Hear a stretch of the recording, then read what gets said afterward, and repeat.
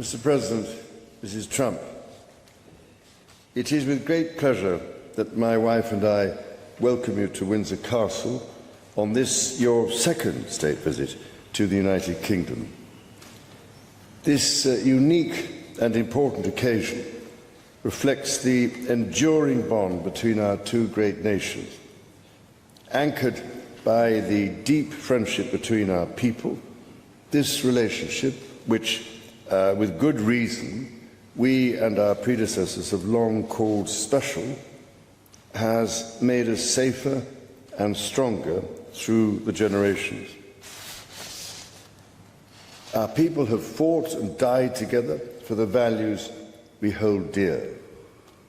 We have innovated, traded, and created together, fueling our economies and cultures through myriad forms of exchange. We have celebrated together, mourned together, and stood together in the best and worst of times. Mr. President, as we approach the 250th anniversary of the Declaration of Independence next year, it is remarkable to think just how far we have come. I cannot help but wonder what our forebears from 1776 would make of this friendship today. The rebel commander and pioneering First President George Washington famously vowed never to set foot on British soil. And my 5 times great-grandfather, King George III, for his part, did not spare his words when he spoke of the revolutionary leaders. Today, however, we celebrate a relationship between our two countries that surely neither Washington nor King George III could possibly have imagined. The ocean may still divide us, but in so many other ways we are now the closest of kin. Mr. President, you have spoken of your pride in your British roots. In fact, not only have you set foot on British soil twice in the last 2 months alone, but I understand that British soil makes for rather splendid golf courses. Now, for my part, I have always admired the ingenuity of the American people and the principles of freedom which your great democracy has represented since its inception. Throughout my life, from the very first visit to the United States in 1970, and over 20 visits since that time, I have cherished the close ties between the British and American peoples. In fact, had the media succeeded in the 1970s in their own attempt at deepening the special relationship, I myself might have been married off within the Nixon family. Mr. President, from York to New York, from Birmingham, England to Birmingham, Alabama, we are united by a common language and shared heritage. The many thousands of people from each of our countries who have made the other their home have enriched our societies immeasurably, a fact that gives me the greatest pride. Our cultural connections, too, continue to flourish, with our actors, musicians, writers and television presenters prospering in the hearts of transatlantic audiences. Today, our alliance spans every field of endeavour and shows vast potential for growth. The United Kingdom was your partner in the first trade deal of your administration, Mr. President, bringing jobs and growth to both our countries. And no doubt we can go even further as we build this new era of our partnership. Our two nations have an exceptional legacy of shared discovery. Together we laid the foundations of nuclear science, mapped the human genome, and built the internet, upon which all contemporary commerce, communication, and defense is based. Together, our scientists and engineers are shaping the world of tomorrow, not least with new partnership agreements on technology and the prosperity that stands to bring. Our countries have the closest defense, security, and intelligence relationship ever known. In 2 world wars, we fought together to defeat the forces of tyranny. Today, as tyranny once again threatens Europe, we and our allies stand together in support of Ukraine to deter aggression and secure peace. And our AUKUS submarine partnership with Australia sets the benchmark for innovative and vital collaboration. The successes of the British Redcoats and of George Washington's Continental Army today stand shoulder to shoulder, brothers and sisters in arms, protecting the freedoms we both cherish. Our countries are working together in support of crucial diplomatic efforts, not least of which, Mr. President, is your own personal commitment to finding solutions to some of the world's most intractable conflicts in order to secure peace. In striving for a better world, we also have a precious opportunity to safeguard and to restore the wonders and beauty of nature for the generations who follow us. We share the ambition and determination to preserve our majestic lands and waters, above all, to ensure that we have clean water, clean air, and clean food.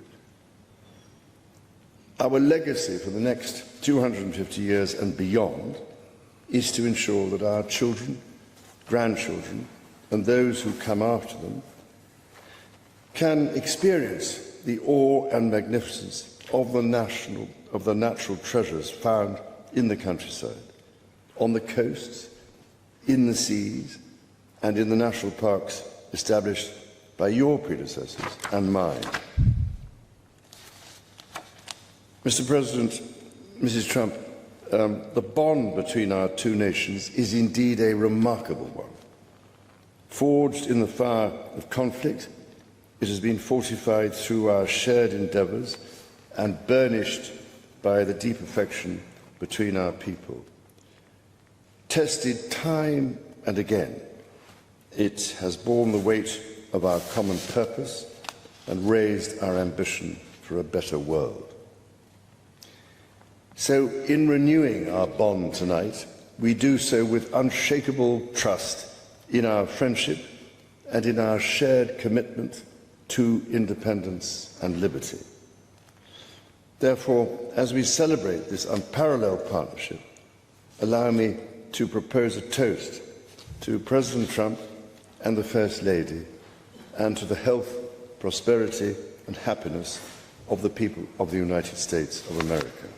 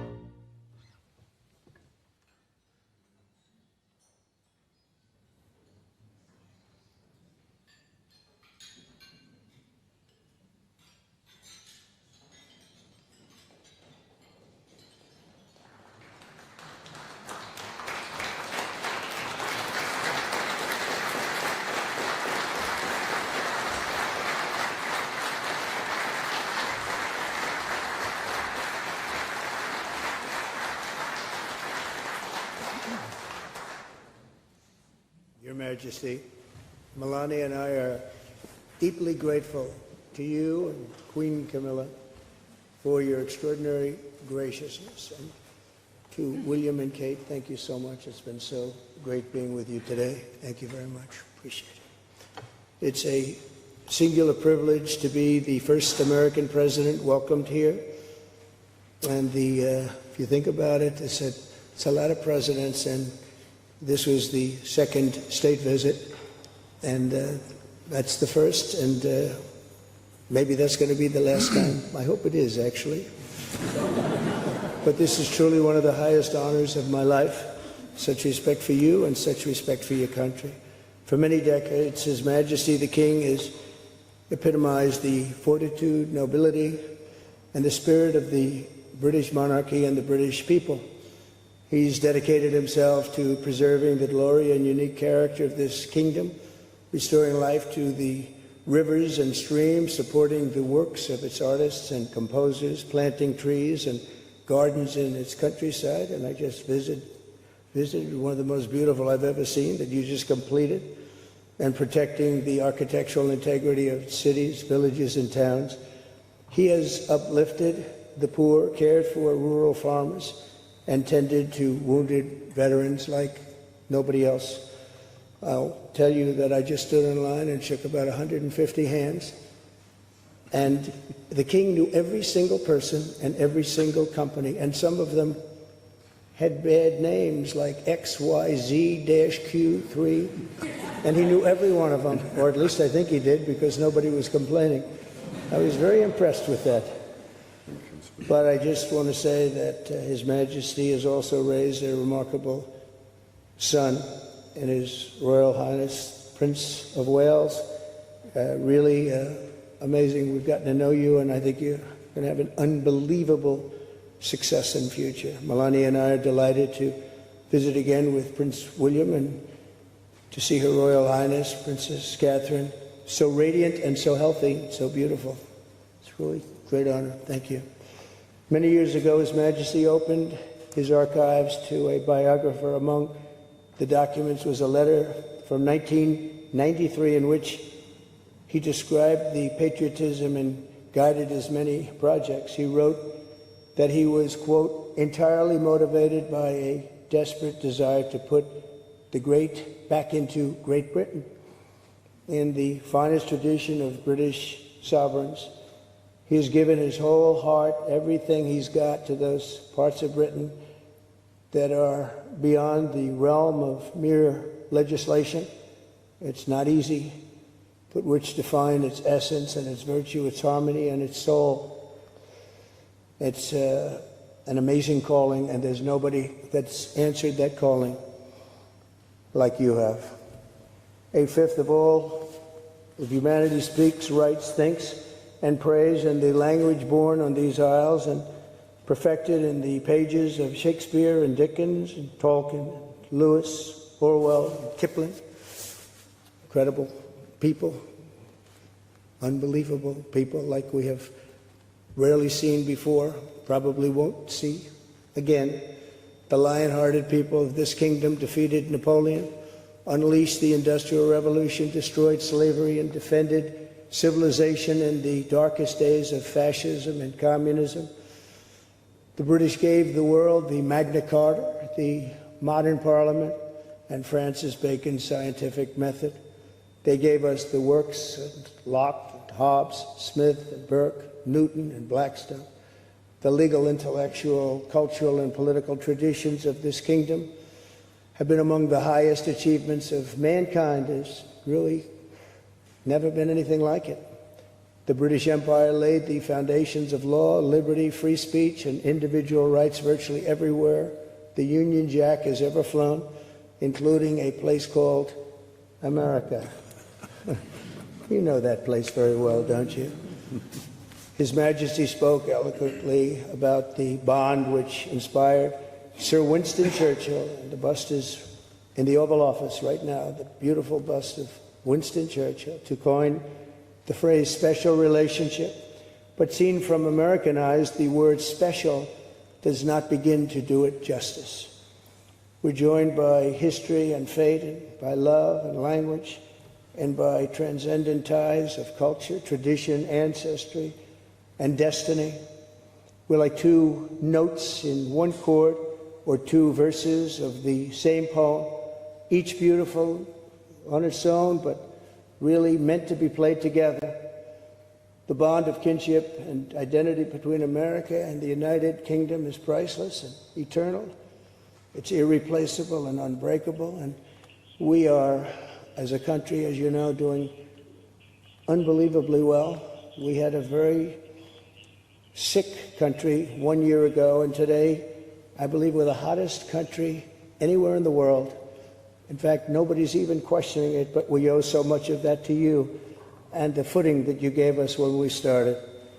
Together, we've done more good for humanity than any two countries in all of history.